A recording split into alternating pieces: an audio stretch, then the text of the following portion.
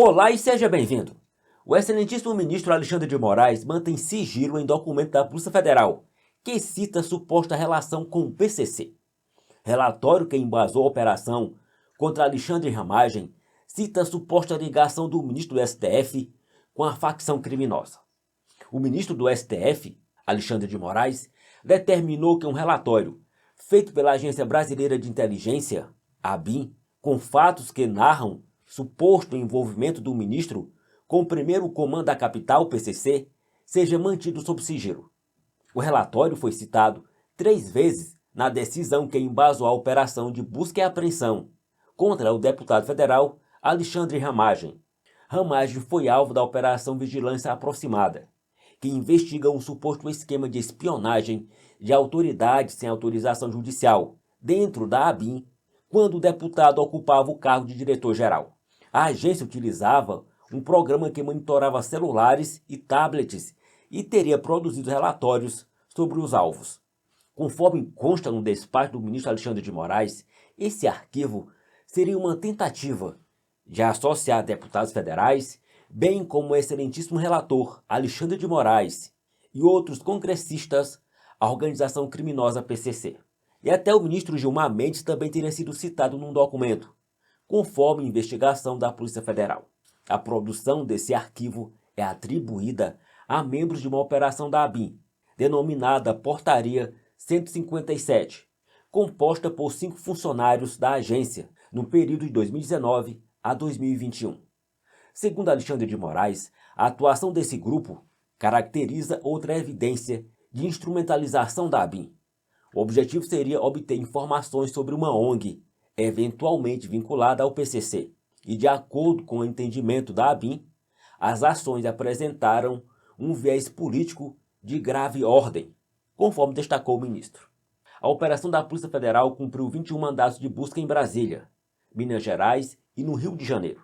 Segundo a investigação, a ABIN, sob a gestão de Ramagem, forneceu informações sigilosas aos filhos do ex-presidente Jair Bolsonaro. O deputado negou o favorecimento à família de Bolsonaro e qualquer autorização para uso indevido das ferramentas da agência de forma ilegal.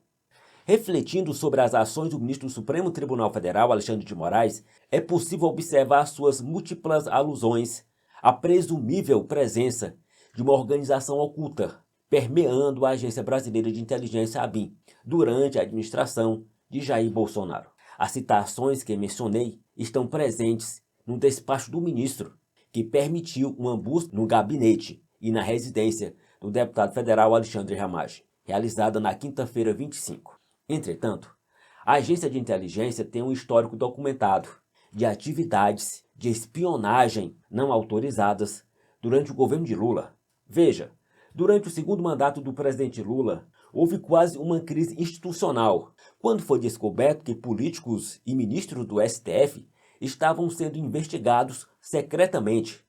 Na época, um dos alvos da investigação da ABIN era o então presidente do STF, ministro Gilmar Mendes, cujas conversas com o senador da oposição foram gravadas.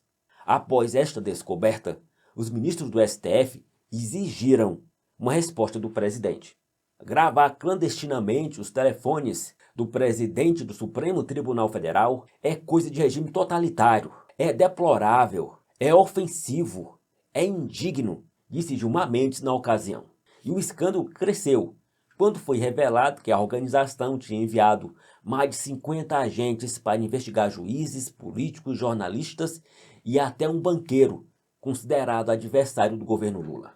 A ABIN também esteve envolvida em um caso de espionagem dentro do governo de Dilma Rousseff. Em 2019, a agência enviou 4 agentes ao porto de Suape para uma investigação política que tinha como alvo o então governador do estado, Eduardo Campos, um dos pré-candidatos à presidência da República. Os 4 espiões foram identificados ao entrar no porto de Suape e suas identidades foram reveladas. Campos era um dos mais fortes concorrentes à presidência e morreu em 2014, na queda de um avião em Santos, São Paulo. E não fica por aí. Na gestão Fernando Henrique Cardoso, um procurador da República que incomodava o governo federal foi vigiado de perto por um agente do órgão que se passava por estudante de direito.